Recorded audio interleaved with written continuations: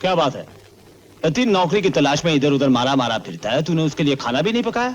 उसके जाने का वक्त हो गया, क्या भूखा जाएगा वो? मैं जानती थी कि तुम भूल जाओगे। मैंने कल रात को कहा था ना कि सुबह के लिए चावल का दाना भी घर में नहीं है, और वो बनिया है ना, उसने उधार देने से इनकार कर दिया है। तो मैं क्या पकाऊं? सुधा, लगता है भगवान पर तेरा विश्वास खत्म होता जा रहा है। अरे जिसने पेट दिया है वो भोजन का प्रबंध भी करेगा, ये मेरा अटल विश्वास है। कौन आया होगा? कौन? हमारे भोजन का प्रबंध करने के लिए भगवान ने जरूर कोई दूत भेजा है।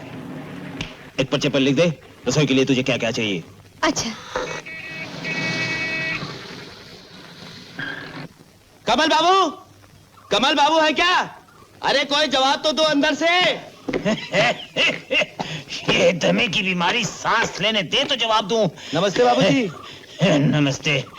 कहो दुर्गादास, कैसे आना हुआ? कैसे आना हुआ? कमाल करते हैं कमल बाबू, आज मुकदमे की पेशी है, आपकी गवाही है। गवाही है तो सवेरे जल्दी आना था तुमको। मैं तो समझा था कि पेशी की तारीख बढ़ा दी गई होगी। अच्छा अच्छा, अब ज्यादा देर मत कीजिए, जल्दी से गाड़ी में बैठ जाइए। नहीं नहीं, घर का रसद पानी सब खत्म है। वो सब खरीदने के लिए मुझे पहले बाजार जाना है। क्या बात करते हैं कमल बाबू, आप फौरन चलिए, नहीं तो सारा केस चौपट हो जाएगा। आपकी पहली गवाही है। पहली हो या आखिरी हो, तुम्हारे मुकदमे के लिए मैं घर में फाका डाल दूं? एक तो झूठी गवाही दिलवाते हो, ऊपर से ठीक करते हो। झूठ और सच तो आपको उसी वक्त सोचना चाहिए था, जब गवाही के लिए पूरे 300 रुपए पेशगी लिए थे। अरे उस वक्त मुझे क्या मालूम था कि दूसरी पार्टी सच्ची गवाही के लिए मुझे 500 रुपए देने के लिए तैयार होगी। तुम लोगों की वजह से धन धर्म दोनों तरफ से मैं संकट में आ गया। 500? कमल बाबू, क्या पलटी मारने की ठानी है? तमीज से बात करो दुर्गादास, मैंने तुम लोगों को जबान दी है, तो चाहे दुनिया इधर की उधर हो जाए, फिर भी मैं गवाही तुम्हारी तरफ से ही दूंगा, भले ही मेरा 200 का नुकसान हो जाए। बस मैं बाजार से लौटकर स्नान कर लेता हूँ। अभी स्नान भी बाकी है आपका? अरे स्नान बिना मैं कैसे जा सकता हूँ? तुम्हें मालूम नहीं, गवाही से पहले हाथ में गीता दी जाती है। स्नान बिना मैं हाथ में गीता कैसे उठाऊंगा? कमल बाबू, इतनी दया कीजिए, आप स्नान कीजिए, सामान मैं भाग के ला देता हूँ। बोलिए क्या क्या चाहिए? हाँ, अब समझदारी की बात की है तुमने, काम जल्दी हो जाएगा, जाओ। हाय, आपको सामान चाहिए, दुकान चाहिए? ये तो पूरी बारात का सामान है, इसे खरीदने में तो पूरे 2 घंटे लग जाएंगे। नहीं, मोल तोल में ज्यादा झकझक न की तो जल्दी हो जाएगा, जाओ। लेकिन पैसे? सौदा तो पहले लेकर आओ, पैसे का हिसाब तुम लोगों से फिर से करना पड़ेगा। सुना नहीं, सच्ची गवाही के लिए मुझे 500 मिल रहे हैं। चल भाई, हो गया कल्याण लाला जी का।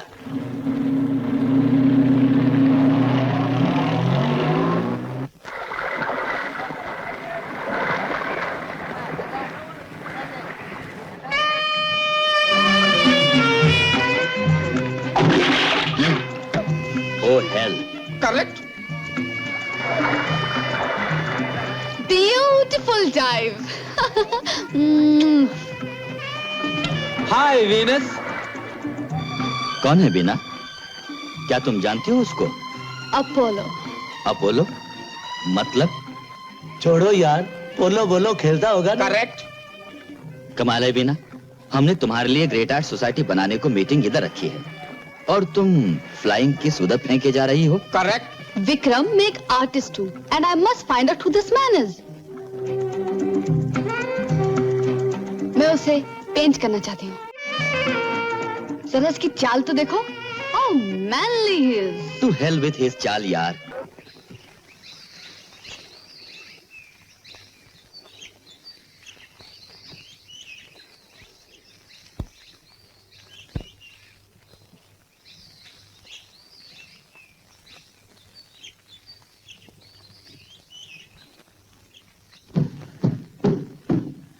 अरे अदिल बेटे, ये ले पूजा का प्रसाद।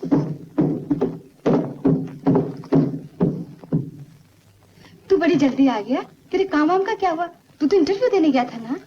नौकरी तो मिल रही थी माँ, और तनख्वाह भी 850 से शुरू हो रही थी। ये कथा सुना सुना कर तो बोर कर चुके हो, संपल तो आओ। ये तो कहो हुआ क्या? तू बीच में टांग मत अड़ा, जा भाई के लिए कप चाय बना के ला, चल। अरे माँ, जरा ये आंसू का ड्रामा तो सुन लो। हाँ, तो फिर क्या हुआ? क्या हुआ रे? माँ, जैसे ही मालिक को मालूम पड़ा कि मैं कमल नैन सिंह का बेटा हूँ, सब गड़बड़ हो गई। उनसे किस जन्म का बैठा उस मालिक को? पिताजी ने थोड़े से पैसों के लिए उसके खिलाफ अदालत में झूठी गवाही दी थी। मैं ये बात नहीं मान सकती, वैसा खोटा काम कभी नहीं कर सकते। जानकर अनजान क्यों बन रही हो माँ?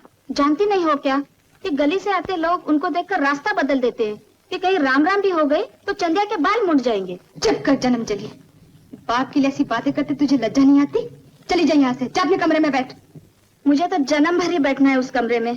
तुम खुद ही चाय बना देना अपने बेटे के लिए, मैं जाकर बैठती हूँ। माँ, पिताजी के लाड़ प्यार ने इसे बदतमीज कर दिया है, लेकिन जो कुछ ये कह रही है वो झूठ भी नहीं है। पिताजी झूठी आन बान रखने के लिए हम सबकी जिंदगी बर्बाद कर रहे हैं। इस खंडर जैसी हवेली को बेचकर इसके हाथ पीले क्यों नहीं कर देते? मेरी नौकरी लगती सब कुछ ठीक हो जाएगा। क्या जरूरत है दुनिया के साथ चालाकी और हेरा फेरी करने की? मेरे सामने उनकी बुराई मत करो, उन्हीं की आज्ञा को धर्म समझकर चलना होगा, मुझको भी और इस घर में सब लोगों को भी, समझे?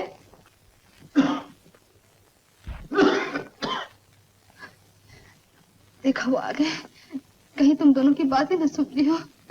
बहुत दुखी हो गए। कई बार समझाया है बच्चों से उलझा मत करो। एक तो मैं जिंदगी भर कोई सुख नहीं दे सका, ऊपर से उनकी जान को तेरी झां झां लगी रहती है। 2-4 पुस्तकें क्या पढ़ ली है? समझते सारी विद्या उन्हीं की बुद्धि में आ गई। अब चले हैं बाप को अकल का रास्ता दिखाने।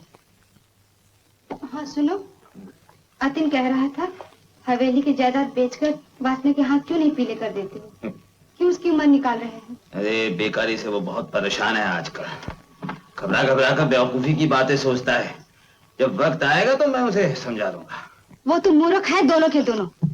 हमारे दुश्मन हमारे खिलाफ गांव भर में जो झूठी सच्ची लगाते हैं वो अपने कानों में धर के मेरी ही सामने जुबान से दोहराते हैं। तो बच्चा और किसको कहते हैं सुधा, जो अपनी अकल से कुछ भी न सोच पाए, जो भी दुनिया कहे उस पर जय हिंद बोल दे, इसी को ना। जो सारा जग मुझे नीच समझता है तो मेरे बच्चे मुझे 420 नहीं समझेंगे तो क्या समझेंगे? पर उनके समझने से मेरा क्या बनता बिगड़ता है? मुझे तो किसी तरह से भी अपनी जीवन यात्रा पूरी करनी है। वासना के लिए एक साड़ी लाया हूँ। हाँ, अतीन के लिए सफेद जूता। उसके सफेद जूतों की एड़ियां बिल्कुल घिस गई थी। कई दिन से देख रहा हूँ मैं। मन्नू दीदी तुम चिंता न करो, राम कन्हई बाबू को मैं अच्छी तरह जानती हूँ। मैं आज ही केतकी के लिए अजय की बात चलाती हूँ।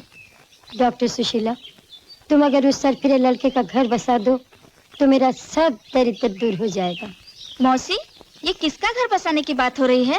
तेरे भाई अजय के ब्याह की बात हो रही है। सुशीला रिश्ता लगा रही है। अच्छा, किसके साथ? वो राम कन्हई बाबू है, हाँ? उन्हीं की भांजी केतकी से। अच्छा। अजय को लड़की बहुत पसंद है।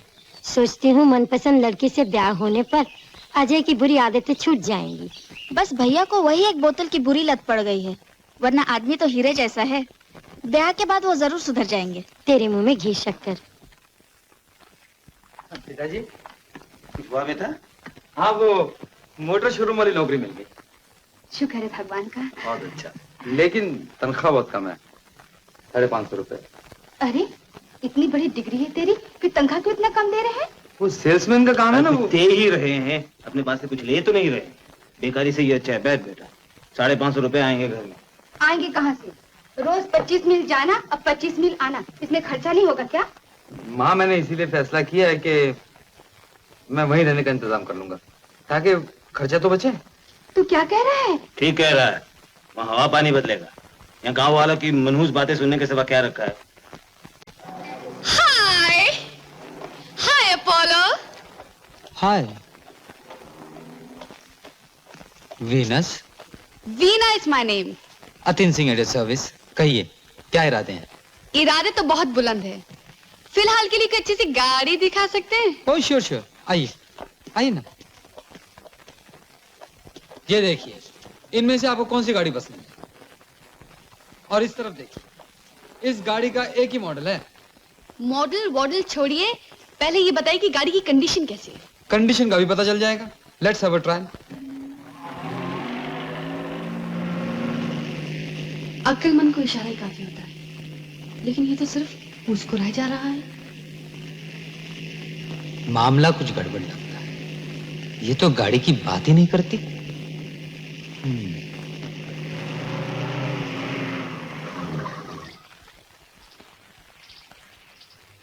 लगता है मामला कुछ जमा नहीं है आपको।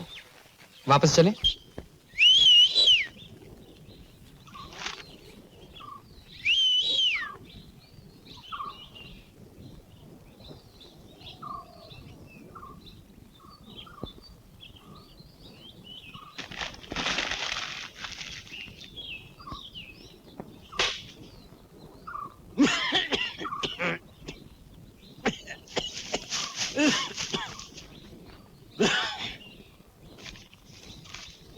वासना, तुम्हारे पिताजी को शक हो गया है। इस वजह से मैंने कंपाउंड के पीछे आना छोड़ दिया है। परंतु मैं तुम्हारे बिना जी नहीं सकता। तुम जानती हो कि तुम्हारे पिताजी तुम्हारे दहेज के लिए 50,000 का इंतजाम कभी नहीं कर सकेंगे। बेहतरी इसी में है कि हम ये शहर छोड़कर कहीं और चले जाएं। मेरे पास काफी पैसा है। जीवन भर तुमको रानी बना कर रखूंगा। कंपाउंड के पीछे लाल टंकी के पास रात के 2 बजे मैं तुम्हारा इंतजार करूंगा। तुम्हारा रतन।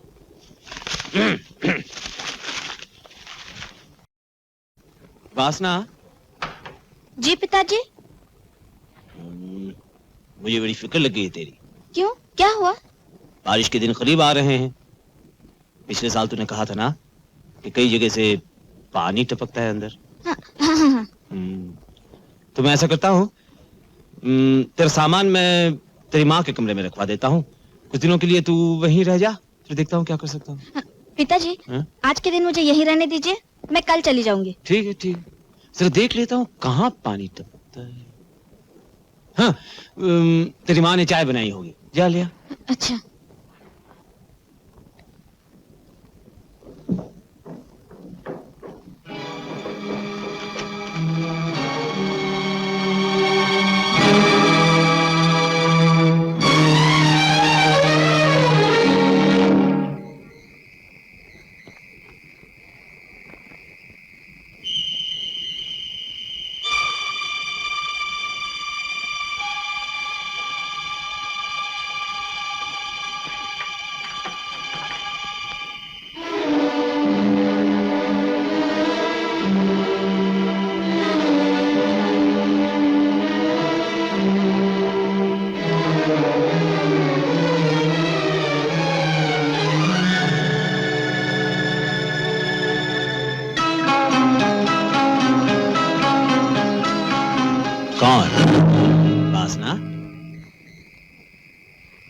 कहाँ जा रही हो बेटी?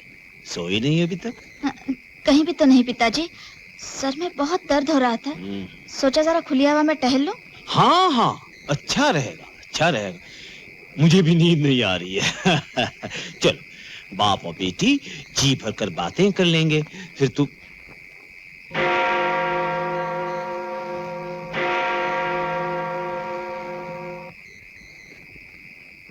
क्या बात है? जरा कुछ ज्यादा परेशान नजर आती है, डॉक्टर को बुलाओ। नहीं, ऐसी कोई बात नहीं, मैं अपने कमरे में जाकर लेती हूँ। हाँ हाँ, चल चल, आराम कर ले। अरे सुधा, इतनी रात में क्या सुधा कर रहे हो? खैर तो है? जन्म बस होती रहोगी क्या? अपनी बेटी की फिक्र भी रखा कर। क्या हुआ? दर्द से तड़प रही है। क्या हो गया उसे? क्या, जाकर देख, सर दबाकर सुना दे उसको।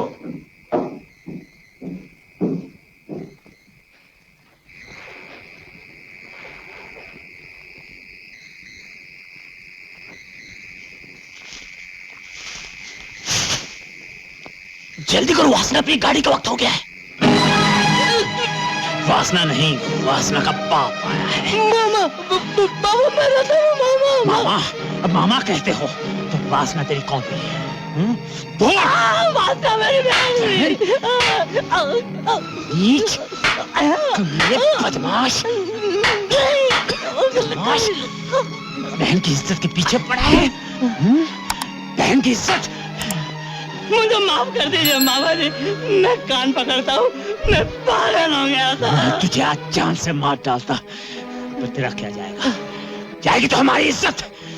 मगर एक बात कान खोलकर सुन ले, अगर फिर तूने कभी सवेली का रुख किया तो मैं तेरी बोटी बोटी काट कर नदी में फेंक दूंगा। मैं आज ही ये गांव छोड़कर चला जाऊंगा। आज नहीं, इसी वक्त।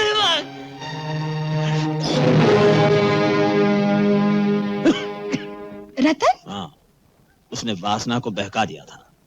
वासना उसके साथ आज रात को भाग रही थी। क्या कहते हो तुम? ये रहा सबूत, देखना। हाय राम, भाग रही थी? उसका दिमाग खराब हो गया क्या? और वो तो उसका भाई लगता है। इसीलिए तो मैं उस कमीने को पागल कुत्ता कहता हूँ। उसका सर तो मैंने कुचल दिया है, मगर अब वासना का इलाज करना चाहिए फौरन। लेकिन इलाहाबाद वाले तो दहेज में 50,000 रुपए मांगते हैं। इसका क्या इलाज है? इलाज है, सुन। पहले अतीन की शादी होगी, वहां से जो दहेज आएगा उसे वासना की शादी हो जाएगी। ठाकुर कमल नयन सिंह जी, चरण छू कर कहता हूँ दाता कि अतीन बाबू तो हीरा है, हीरा, पर आपके बारे में कैसे छुपाऊंगा। और फिर चरण छू कर कहता हूँ दाता कि 50,000 का दहेज तो कोई इज्जतदार बड़े घर वाला ही देगा, पर कष्ट ये है कि मैं जहां पहुंचता हूँ उसके पहले आपका नाम पहुंच जाता है चरण छू कर। मिस्टर चरणछू जी। बैजू जी। एक काम करो, तुम फरमाइए। कैंची और उस तरह खरीद कर अपना हजामत का धंधा फिर से शुरू कर दो। जी। ये ब्याह शादी कराने का कारोबार तुम्हारे बस का नहीं है। दाता, आपके आशीर्वाद से छोटी मोटी आसामी को तो अभी भी मूड लेता हूँ, पर ये 50,000 की आसामी आपके लिए मूडना जरा असंभव सा लगता है, तो मैं आज्ञा लूं? सुनो जी। पड़ोस के गांव में एक लकड़हारा रहता है। जी हाँ। राम कन्हैया सिंह। हाँ। नाम सुना उसका? राम कन्हैया सिंह जो मैयत की लकड़ियां बेच बेच करके लखपति हो गए। उसकी एक भांजी है। जी हाँ, खेत की, बीए पास है, मगर शक्ल सूरत में इस पर भी राम कन्हैया के बड़े मिजाज है साहब। हाँ, वो आपकी बड़ी साली है ना मनोरमा देवी, उसके भतीजे अजय के मामले में बीच में पड़ा था, मगर राम कन्हैया ने घास नहीं डाली। कहने लगा कि ऐसे शराबी कबाबी को तुम्हें अपनी भांजी की जूतियां साफ करने को भी नहीं रख सकता। वहां आपकी दाल नहीं गलेगी सरकार। बैजू जी। तुम मुझसे अपनी दाल रोटी की बात करो। जी। राम कन्हैया सिंह के पास जाकर एक एक लफ्ज इस तरह कहो जो मैं तुम्हें सिखाऊंगा। जी। रिश्ता पक्का करने में तुम्हें कोई मुश्किल नहीं पड़ेगी। अजी साहब, बड़े घर की खुरचन से 10 आदमी पेट भरते हैं। लड़का आपके जैसे कारोबारी विचार वाला है, मोटरों के बिजनेस में है। 1,000 रुपए से तो शुरू हुआ है और इसी धंधे को बढ़ाने के लिए वो विलायत जा रहा है। विलायत जा रहा है? जी हाँ, ये देखिए ना, ये पासपोर्ट का फोटो। लड़का देखने में तो अच्छा है।